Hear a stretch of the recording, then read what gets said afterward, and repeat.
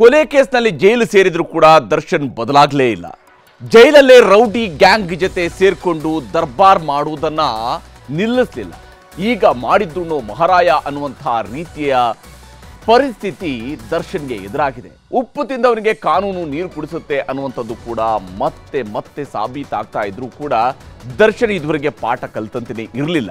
ಈಗ ಕಾಸು ಕೊಟ್ಟು ಜೈಲಲ್ಲೂ ಕೂಡ ವಿಲಾಸಿ ಜೀವನ ಮಾಡ್ತಾ ಇದ್ದಂತಹ ದಾಸ ಬಳ್ಳಾರಿ ಜೈಲಿಗೆ ಶಿಫ್ಟ್ ಆಗ್ತಾ ಇದ್ದಾನೆ.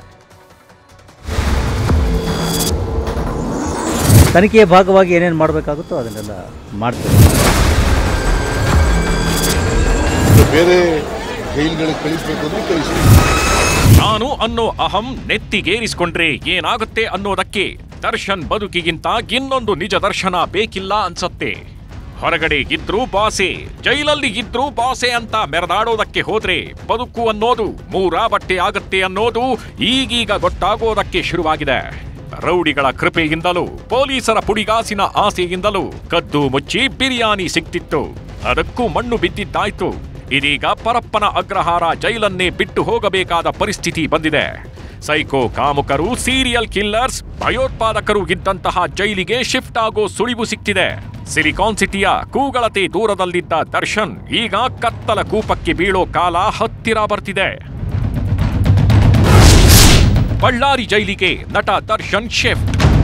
ದರ್ಶನ್ ಜೈಲು ಸೇರಿದ್ದ ದಿನದಿಂದಲೂ ಇವರ ರಾಜಾತಿಥ್ಯದ ಬಗ್ಗೆ ಒಂದು ಅನುಮಾನ ಇದ್ದೇ ಇತ್ತು.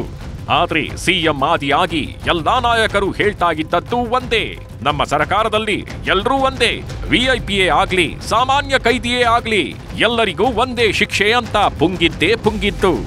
ಯಾವಾಗ ಅಸಲಿ ಸತ್ಯ ಹೊರಬಿತ್ತು, ದರ್ಶನ್ ಕಾರುಬಾರಿಗೆ ಕಡಿವಾಣ ಹಾಕೋದಕ್ಕೆ ಸರ್ಕಾರ ಸರ್ವಸನ್ನದ್ಧವಾಗಿದೆ. ಹೀಗಾಗಿಯೇ ಬಳ್ಳಾರಿ ಜೈಲಿಗೆ ಶಿಫ್ಟ್ ಮಾಡೋದಕ್ಕೆ ಕೋರ್ಟ್ನಿಂದ ಆದೇಶ ಪಡೆದಿದ್ದಾರೆ. ಬಿಗಿ ಭದ್ರತೆಯಲ್ಲಿ ದರ್ಶನ್ ಬಳ್ಳಾರಿ ಜೈಲಿಗೆ. ಬ್ರಿಟಿಷರ ಕಾಲದ ಬಳ್ಳಾರಿ ಜೈಲಿಗೆ ದರ್ಶನ್ ಶಿಫ್ಟ್ ಮಾಡಲು 24 ACMM ನ್ಯಾಯಾಲಯ ಆದೇಶ ಮಾಡಿದೆ. ಆದೇಶ ಪ್ರತಿ ಕೈ ಸೇರ್ತಿದ್ದಂತೆ ಬೆಂಗಳೂರಿನಿಂದ ಬಳ್ಳಾರಿ ಜೈಲಿಗೆ ಪೊಲೀಸರು ದರ್ಶನ್ನನ್ನ ಭದ್ರತೆಯಲ್ಲಿ ಶಿಫ್ಟ್ ಮಾಡ್ತಿದ್ದಾರೆ. ಬೆಂಗಳೂರು ಗ್ರಾಮಾಂತರ, ತುಮಕೂರು ಜಿಲ್ಲೆ, ಚಿತ್ರದುರ್ಗ ಮೂಲಕ ಬಳ್ಳಾರಿ ಜೈಲಿಗೆ ಶಿಫ್ಟ್ ಆಗ್ತಿದ್ದು ಪ್ರತಿ ಜಿಲ್ಲೆಯಲ್ಲೂ ಪೊಲೀಸರು ಭದ್ರತೆ ಹೆಚ್ಚಿಸಿದ್ದಾರೆ. ಬೇರೆ ಬೇರೆ ಜೈಲಿಗೆ ದರ್ಶನ್ ಗ್ಯಾಂಗ್ ಶಿಫ್ಟ್. ದರ್ಶನ್ ಜೊತೆ ಇಡೀ ಗ್ಯಾಂಗ್ ಅನ್ನ ಬೇರೆ ಬೇರೆ ಕಡೆ ಶಿಫ್ಟ್ ಮಾಡಲು ಕೋರ್ಟ್ ಆದೇಶ ಮಾಡಿದೆ. ಆರೋಪಿ ನಂಬರ್ 1 ಪವಿತ್ರ ಗೌಡ. ಆರೋಪಿ ನಂಬರ್ 1 ಆಗಿರೋ ಪವಿತ್ರ ಗೌಡ ಬೆಂಗಳೂರಿನ ಪರಪ್ಪನ ಅಗ್ರಹಾರದ ಜೈಲಲ್ಲೇ ಉಳಿಯಲಿದ್ದಾರೆ. ಆರೋಪಿ ನಂಬರ್ 2 ದರ್ಶನ್ ಬಳ್ಳಾರಿ ಜೈಲಿಗೆ ಶಿಫ್ಟ್ ಆಗಲಿದ್ದಾರೆ. ಆರೋಪಿ ನಂಬರ್ 3 ಪವನ್. ಆರೋಪಿ ನಂಬರ್ 4 ರಾಘವೇಂದ್ರ. ಆರೋಪಿ ನಂಬರ್ 5 ನಂದೀಶ್ ಮೈಸೂರು ಕಾರಾಗೃಹಕ್ಕೆ ಶಿಫ್ಟ್ ಆಗಲಿದ್ದಾರೆ. ಆರೋಪಿ ನಂಬರ್ 6 ಜಗದೀಶ್ ಶಿವಮೊಗ್ಗ ಕಾರಾಗೃಹಕ್ಕೆ ಶಿಫ್ಟ್ ಆಗಲಿದ್ದಾನೆ. ಆರೋಪಿ ನಂಬರ್ 9 ಧನರಾಜ್ ಧಾರವಾಡ ಕಾರಾಗೃಹಕ್ಕೆ. ಆರೋಪಿ ನಂಬರ್ 10 ವಿನಯ್ ವಿಜಯಪುರ ಕಾರಾಗೃಹಕ್ಕೆ. ಆರೋಪಿ ನಂಬರ್ 11 ನಾಗರಾಜ್ ಕಲಬುರಗಿ ಕಾರಾಗೃಹಕ್ಕೆ. ಆರೋಪಿ ನಂಬರ್ 12 ಲಕ್ಷ್ಮಣ್ ಶಿವಮೊಗ್ಗ ಕಾರಾಗೃಹಕ್ಕೆ ಶಿಫ್ಟ್ ಆಗಲಿದ್ದು, ಆರೋಪಿ ನಂಬರ್ 14 ಪ್ರದೋಷ್ ಬೆಳಗಾವಿ ಹಿಂಡಲಗ ಜೈಲಿಗೆ ಶಿಫ್ಟ್ ಆಗಲಿದ್ದಾರೆ. ಇನ್ನು 7ನೇ ಆರೋಪಿ ಅನುಕುಮಾರ್, 13ನೇ ಆರೋಪಿ ದೀಪಕ್ ಬೆಂಗಳೂರು ಜೈಲಲ್ಲಿ ಇರಲು ಆದೇಶ ಆಗಿದೆ. ಪವಿತ್ರ ಗೌಡ ಮಹಿಳಾ ಕೈದಿ ಆಗಿರೋದ್ರಿಂದ ಭದ್ರತಾ ದೃಷ್ಟಿಯಿಂದ ಪರಪ್ಪನ ಅಗ್ರಹಾರದಲ್ಲಿ ಇರಲು ಆದೇಶ ಆಗಿದೆ. ಇನ್ನು ಮುಂದೆ ದರ್ಶನ್ ಹೇಗಿದ್ದಾನೆ ಅಂತ ದರ್ಶನ ಮಾಡೋಕೆ ಯಾರೇ ಬಂದ್ರು ಎಲ್ಲರೂ ಬಳ್ಳಾರಿ ಜೈಲಿಗೆ ಹೋಗ್ಬೇಕು. ಅಂದ ಹಾಗೆ ದರ್ಶನ್ನನ್ನ ಹಾಕ್ತಿರೋ ಬಳ್ಳಾರಿ ಜೈಲಿನ ವಿಶೇಷತೆ ನೋಡೋದಾದ್ರೆ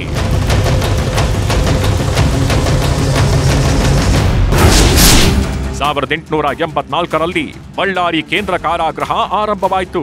ಇದು ರಾಜ್ಯದ ಪಾಲಿಗೆ ಅತಿ ಹಳೆಯ ಜೈಲು. ಭದ್ರತೆ ದೃಷ್ಟಿಯಿಂದಾಗಿ ಜೈಲು ಅತ್ಯಂತ ಸೂಕ್ತ ಅಂತ ಹೇಳಲಾಗುತ್ತೆ. ಹೀಗಾಗಿಯೇ ರಾಜ್ಯದ ಬಹುತೇಕ ಕ್ರಿಮಿನಲ್ಗಳನ್ನ ಇದೇ ಜೈಲಿನಲ್ಲಿ ಇಡಿಸಲಾಗಿದೆ. ಬಚ್ಚಾ ಖಾನ್ ಕೂಡ ಇದೇ ಜೈಲಿನಲ್ಲಿರೋದು. ಸದ್ಯ ಪೆರೋಲ್ ಮೇಲೆ ಹೊರಗಿದ್ದಾನೆ. ರಾಜಾತಿಥ್ಯದ ತನಿಖೆಗಿಳಿದ ಖಾಕಿ ಟೀಮ್. ದರ್ಶನ್ ರಾಜಾತಿಥ್ಯದ ಫೋಟೋ ಹೊರಬೀಳ್ತಿದ್ದಂತೆ ಪ್ರತ್ಯೇಕ 2 FIR ದಾಖಲಿಸಲಾಗಿದೆ. ಅಷ್ಟೇ ಅಲ್ಲ, 3 ತನಿಖಾ ತಂಡವನ್ನು ರಚಿಸಲಾಗಿದೆ. ಹಾಗಾದ್ರೆ ಯಾರ್ಯಾರು ಯಾವ ಕೇಸ್ನ ತನಿಖೆ ಇಳಿತಾರೆ ಅಂತ ನೋಡೋದಾದ್ರೆ ಮೊದಲ ಎಫ್ಐಆರ್ನಲ್ಲಿ A1 Darshan, A2 Nagaraj, A3 Wilson garden ನಾಗ ಹಾಗೂ A4 ಕುಳ್ಳಾ ಸೀನಾ. ಈ ಕೇಸ್ನ ತನಿಖೆಯನ್ನ ಬೇಗೂರು ಇನ್ಸ್ಪೆಕ್ಟರ್ ಕೃಷ್ಣಕುಮಾರ್ ನೇತೃತ್ವದಲ್ಲಿ ನಡೆಸಲಾಗ್ತಿದೆ. ಜೈಲಿನ ಲಾನ್ನಲ್ಲಿ ಕುಳಿತು ಟೀ ಸಿಗರೇಟು ಸೇದಿದ್ದರ ಬಗ್ಗೆ ತನಿಖೆ ನಡೆಸಲಿದ್ದಾರೆ.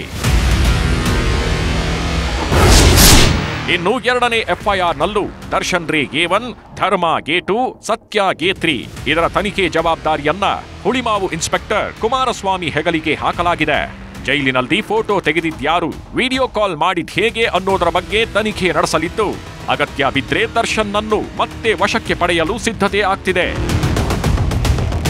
3 ಅಪರಾಧ ಪ್ರಕರಣಗಳು ಈಗ ದಾಖಲಾಗಿದ್ದಾವೆ. ಅವುಗಳ ತನಿಖೆಯನ್ನು ಈಗ ನಾವು ಕೈಗೆತ್ತಿಕೊಳ್ತಾ ಇದ್ದೇವೆ. ಒಂದು ಪ್ರಕರಣದ ತನಿಖೆಯನ್ನು ACP ಮಟ್ಟದ ಅಧಿಕಾರಿಗಳಿಗೆ ಕೊಡಲಾಗಿದೆ. ಉಳಿದ 2 ಪ್ರಕರಣಗಳನ್ನು ಇನ್ಸ್ಪೆಕ್ಟರ್ಗಳಿಗೆ ಕೊಡಲಾಗಿದೆ.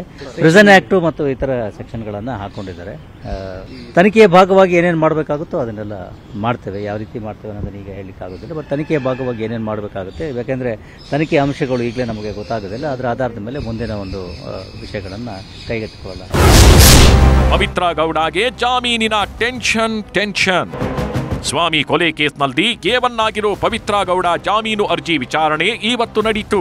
ಪವಿತ್ರ ಪರ ವಾದ ಮಂಡಿಸಿದ ಟಾಮಿ ಸೆಬಾಸ್ಟಿನ್, ಈ ಕೇಸ್ನಲ್ಲಿ ನನ್ನ ಕಕ್ಷಿದಾರರದ್ದು ಏನೂ ಕೈವಾಡ ಇಲ್ಲ, ಹೀಗಾಗಿ ಜಾಮೀನು ನೀಡಬೇಕು ಅಂತ ನ್ಯಾಯಾಧೀಶರ ಮುಂದೆ ಮನವಿ ಮಾಡಿದ್ರು. ಆದ್ರೆ ಈ ವೇಳೆ ಪ್ರತಿವಾದ ಮಂಡಿಸಿದ ಪ್ರಸನ್ನ ಕುಮಾರ್, ಪವಿತ್ರ ಕಾರಣದಿಂದಲೇ ಕೊಲೆಯಾಗಿದ್ದು ಅಂತ ಪಟ್ಟು ಹಾಕಿದ್ರು. ಹೀಗಾಗಿ ವಿಚಾರಣೆಯನ್ನ ನಾಳೆಗೆ ಮುಂದೂಡಲಾಯಿತು. ಒಟ್ನಲ್ಲಿ ಸ್ವಾಮಿ ಕೇಸ್ನಲ್ಲಿ ಜೈಲು ಸೇರಿರೋ ದರ್ಶನ್ ಅಂಡ್ ಗ್ಯಾಂಗ್ ಇಷ್ಟು ದಿನ ಜೈಲು ವಾಸ ಅನುಭವಿಸಿದ್ದಲ್ಲ, ಇನ್ನು ಮೇಲೆ ಅಸಲಿ ಆಟ ಶುರುವಾಗಲಿದೆ. Manjunath N, crime bureau, news 18 Bengaluru. Darshan ಜೈಲು ಸೇರೋ ಮೊದಲು ಆತನ ಜೀವನವನ್ನು ಹಾಳು ಮಾಡಿದ್ದು ಆತನ ಕೆಟ್ಟ ಗ್ಯಾಂಗ್. ಜೈಲಿಗೆ ಹೋಗೋದಕ್ಕೆ ಕಾರಣ ಆತನ ಪುಡಾರಿ ಗ್ಯಾಂಗ್. ಈಗ ಜೈಲಲ್ಲಿದ್ರೂ ಕೂಡ ನೆಮ್ಮದಿ ಹಾಳು ಮಾಡ್ಕೊಳ್ಳೋದಕ್ಕೆ ಕಾರಣ ಆಗಿರುವಂಥದ್ದು ದೋಸ್ತಿಗಳ ಹೆಸರಿನಲ್ಲಿದ್ದಂಥ ರೌಡಿ ಗ್ಯಾಂಗ್. ಇಷ್ಟಾದರೂ ಬುದ್ಧಿ ಕಲಿಯದ ದಾಸನ ಪರವಾಗಿ ಆತನ ಫ್ಯಾನ್ಸ್ಗಳ ಹುಚ್ಚಾಟ ಮಾತ್ರ ನಿಂತೇ ಇಲ್ಲ. ದರ್ಶನ್ಗೆ ರಾಜಾತಿಥ್ಯ ನೀಡಲು ರೌಡಿಗಳ ಸಮರ. ರೌಡಿ ಕಾಳಗದಲ್ಲಿ ಇಂಗು ತಿಂದ ಮಂಗನಾದ ದಾಸ.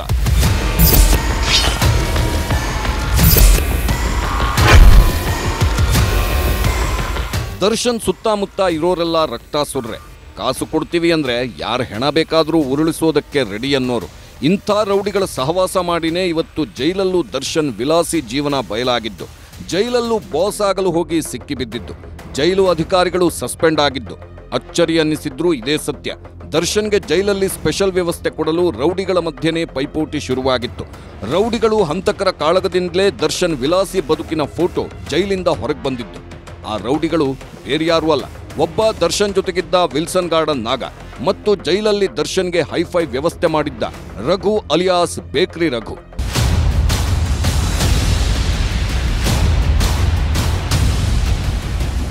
ವಿಲ್ಸನ್ ಗಾರ್ಡನ್ ನಾಗ ಅಂದ್ರೆ ಸಾಮಾನ್ಯನಲ್ಲ, ಅದೆಷ್ಟೋ ಜನರ ಬದುಕಿಗೆ ವಿಷಜಂತುವಾಗಿ ಕಾಡಿದ್ದಾನೆ. ಇನ್ನು ಬೇಕ್ರಿ ರಘು ರಕ್ತ ಚರಿತ್ರೆನೂ ನಾಗನಿಗಿಂತ ಕಡಿಮೆ ಇಲ್ಲ. ವಿಲ್ಸನ್ ಗಾರ್ಡನ್ ನಾಗನ ನಟೋರಿಯಸ್ ರಕ್ತ ಚರಿತ್ರೆಗೆ 20 ವರ್ಷದ ಇತಿಹಾಸವಿದೆ.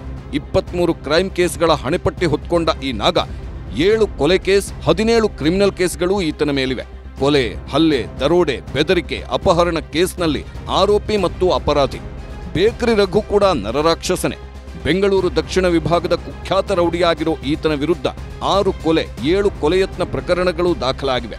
ಅಷ್ಟೇ ಅಲ್ಲ, ಕೊಲೆಯತ್ನದ ಜೊತೆಗೆ ಇನ್ನೂ ಹಲವು ಪ್ರಕರಣಗಳು ಸೇರಿ ಒಟ್ಟು 17 ಕೇಸ್ಗಳು ಈತನ ಮೇಲೆ ಫಿಟ್ ಆಗಿವೆ.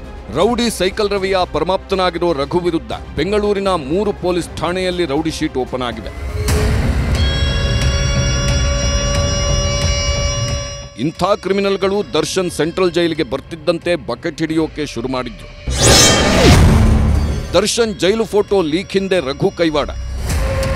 ಬೇಕ್ರಿ ರಘು ದರ್ಶನ್ಗೆ ಜೈಲು ಸೇರೋ ಮೊದಲಿಂದಲೂ ಪರಿಚಯಸ್ಥನಾಗಿದ್ದ. ಅದಕ್ಕೆ ದರ್ಶನ್ ಜೈಲಿಗೆ ಸೇರಿದ್ದ ಮೊದಲ 10 ದಿನ ಬೇಕ್ರಿ ರಘುನೇ ಎಲ್ಲಾ ವ್ಯವಸ್ಥೆ ಮಾಡಿದ್ದ. ಜೈಲಿನ ಸಿಬ್ಬಂದಿ ಕೈ ಬೆಚ್ಚಗೆ ಮಾಡಿ ದರ್ಶನ್ಗೆ ರಾಯಲ್ ಲೈಫ್ ಕೊಡಿಸಿದ್ದ. ಆದರೆ ದರ್ಶನ್ ವಿಲ್ಸನ್ ಗಾರ್ಡನ್ ನಾಗನ ಜೊತೆ ದೋಸ್ತಿ ಮಾಡಿಕೊಂಡ. ನಾಗನ ಜೊತೆ ಜೈಲಲ್ಲೇ ಹೆಚ್ಚು ಸಮಯ ಕಳೆಯುತ್ತಿದ್ದ. ನಾಗನು ದರ್ಶನ್ಗೆ ಕೇಳಿದ್ದೆಲ್ಲ ಕೂತಲ್ಲಿಗೆ ಜೈಲಲ್ಲಿ ತರಿಸ್ಕೊಡ್ತಿದ್ದ. ಸೈಡ್ ಲೈನ್ ಆದ ಬೇಕ್ರಿ ರಘು ದರ್ಶನ್ ಮೇಲೆ ತಿರುಗಿ ಬಿದ್ದ. ನಾಗನ ಬಲಗೈ ಬಂಟರಾಗಿದ್ದ ಕಣ್ಣನ್ ಮತ್ತು ವೇಲುನನ್ನ ಬಳಸಿಕೊಂಡು ರಘು ಫೋಟೋ ಲೀಕ್ ಮಾಡಿಸಿದ್ದಂತೆ.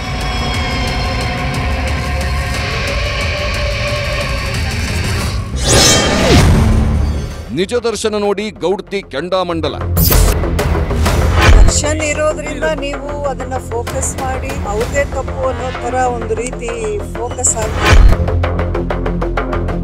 ಒಂದ್ ಸ್ವಲ್ಪ ಹಣ ಖರ್ಚು ಮಾಡಿದ್ರೆ ಅವ್ರಿಗೆ ಎಲ್ಲ ಸಿಗತ್ತೆ. ದರ್ಶನ್ ಜೈಲಲ್ಲಿ ಸಾಮಾನ್ಯ ಕೈದಿಗಳ ಜೊತೆ ಇರೋದು ಬಿಟ್ಟು ನಟೋರಿಯಸ್ಗಳ ರಾಜಾತಿಥ್ಯ ಸ್ವೀಕರಿಸ್ತಾ ಬಿಂದಾಸ್ ಆಗಿದ್ದ. ಈಗ ಬಿಂದಾಸ್ ಲೈಫಿಗೆ ಸರ್ಕಾರ ಬ್ರೇಕ್ ಹಾಕಿದೆ. ಸಹಜವಾಗೇ ಇದು ದರ್ಶನ್ ಆಪ್ತರನ್ನ ಕೆರಳಿಸಿದೆ. ಅದರಲ್ಲೂ ದರ್ಶನ್ ಮದರ್ ಇಂಡಿಯಾ ಮಾಜಿ ಸಂಸದೆ ಸುಮಲತಾ ಮೇಡಮ್ ಸಿಟ್ಟಾದ್ರು.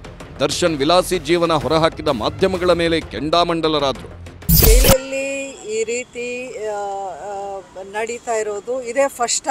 ದರ್ಶನ್ ಇರೋದ್ರಿಂದ ನೀವು ಅದನ್ನ ಫೋಕಸ್ ಮಾಡಿ ಅವ್ರದೇ ತಪ್ಪು ಅನ್ನೋ ತರ ಒಂದು ರೀತಿ ಫೋಕಸ್ ಆಗ್ತಿದೆ. ಜೈಲಲ್ಲಿ ಯಾರೇ ಪ್ರಿಸ್ನರ್ ಇರಲಿ ಒಂದು ಸ್ವಲ್ಪ ಹಣ ಖರ್ಚು ಮಾಡಿದ್ರೆ ಅವ್ರಿಗೆ ಎಲ್ಲ ಸಿಗತ್ತೆ ಅನ್ನೋದು ಜಸ್ಟ್ ನೀವು ಒಮ್ಮೆ ಯೋಚನೆ ಮಾಡಿ. ಇದು ಸಿಸ್ಟಮಲ್ಲಿ ಇರೋ ಕರಪ್ಷನ್. ನೀವು ಒಬ್ಬ ವ್ಯಕ್ತಿನ ಯಾಕೆ ಪಾಯಿಂಟ್ ಔಟ್ ಮಾತ್ರ ಮಾಡ್ತಾ ಇದ್ದೀರಾ? ಜೈಲಲ್ಲಿ ನಿಮಗೆ ಯಾರು ಸಿಗ್ತಾರೆ ಜೊತೆಲಿ ಓಡಾಡಕ್ಕೆ? ಜೈಲಲ್ಲಿ ಇರೋದೇ ಕ್ರಿಮಿನಲ್ಸ್ ಅಲ್ವಾ? ಜೈಲಲ್ಲಿ ಅವರ ಜೊತೆಲಿ ಇರೋರ ಜೊತೆಲಿ ಮಾತಾಡದೆ ಇನ್ಯಾರು ಸಿಗ್ತಾರೆ ಅವ್ರಿಗೆ? ನಂದಕಿಶೋರ್ಗೆ ಫೋಟೋ ಮೇಲೆಯೇ ಡೌಟ್. ದರ್ಶನ್ರ ಜೈಲಿನ ಫೋಟೋ ಹೊರಬಿದ್ದ ಮೇಲೆ ಸರ್ಕಾರವೇ ತನಿಖೆ ಮಾಡ್ತೀವಿ ಅಂತಿದೆ. ಆದ್ರೆ ದರ್ಶನ್ ಪಟಾಲಂ ಮಾತ್ರ ಇದನ್ನ ಒಪ್ಪಿಕೊಳ್ಳೋದಕ್ಕೆ ರೆಡಿ ಇಲ್ಲ. ಈ ಬಗ್ಗೆ ಪ್ರತಿಕ್ರಿಯಿಸಿದ ನಿರ್ದೇಶಕ ನಂದಕಿಶೋರ್ ಜೈಲಿನ ಫೋಟೋ ಬಗ್ಗೆಯೇ ಅನುಮಾನ ವ್ಯಕ್ತಪಡಿಸಿದ್ದಾರೆ. ಇದು ಮಾರ್ಫಿಂಗ್ ಫೋಟೋ ಅನ್ನಿಸ್ತಿದೆ ಎಂದಿದ್ದಾರೆ. ಇವತ್ತಿನ ಟೆಕ್ನಾಲಜಿ ಒಳಗೆ ಏನ್ ಬೇಕಾದ್ರೂ ಮಾಡ್ಬೋದು. ಸಿಗರೇಟು ಹಾಕ್ಬೋದು ಅಥವಾ ನೀವು you can do anything. So I don't trust it.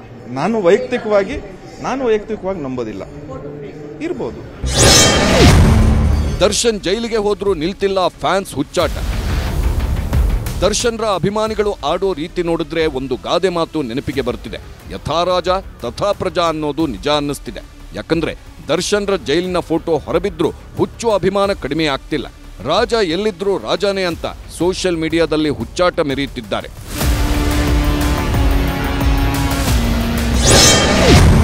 Darshan ವಿರುದ್ಧದ ಎಫ್ಐಆರ್ನಲ್ಲಿ ಡಿ-ಬಾಸ್ ಬಿರುದು. ದರ್ಶನ್ ವಿರುದ್ಧ ದಾಖಲಾದ 2 ಎಫ್ಐಆರ್ಗಳಲ್ಲಿ ದರ್ಶನ್ ಅಲಿಯಾಸ್ ಡಿ-ಬಾಸ್ ಅಂತ ಉಲ್ಲೇಖಿಸಿದ್ದಾರೆ. ಡಿ-ಬಾಸ್ ಅನ್ನೋದು ಅವರ ಅಭಿಮಾನಿಗಳಿಗೆ ಆಗಿರಬಹುದು. ಆದ್ರೆ ಕೇಸ್ ಫಿಟ್ ಮಾಡುವಾಗಲೂ ಬಾಸ್ ಅನ್ನೋದು ಬೇಕಿತ್ತಾ ಅನ್ನೋದು ಜನರ ಪ್ರಶ್ನೆ. Bureau report, news 18. ಕನ್ನಡಿಗರ ಮೆಚ್ಚಿನ ನಿಮ್ಮ ನ್ಯೂಸ್ 18 ಕನ್ನಡ ಈಗ ವಾಟ್ಸ್ಆಪ್ನಲ್ಲಿಯೂ ಲಭ್ಯ. ಕರ್ನಾಟಕ ಮತ್ತು ದೇಶ ವಿದೇಶದ 360 ಡಿಗ್ರಿ ಸುದ್ದಿ ವಿವರವನ್ನ ನೀವು ನಿಮ್ಮ ಕೈ ಬೆರಳುಗಳಲ್ಲಿಯೇ ಪಡೆಯೋದಿಕ್ಕೆ ಈ QR ಕೋಡ್ ಅನ್ನ ಸ್ಕ್ಯಾನ್ ಮಾಡಿ. ನಮ್ಮ ಚಾನೆಲ್ ಅನ್ನ ಫಾಲೋ ಮಾಡಿ, ನೋಟಿಫಿಕೇಶನ್ ಆನ್ ಮಾಡಿ.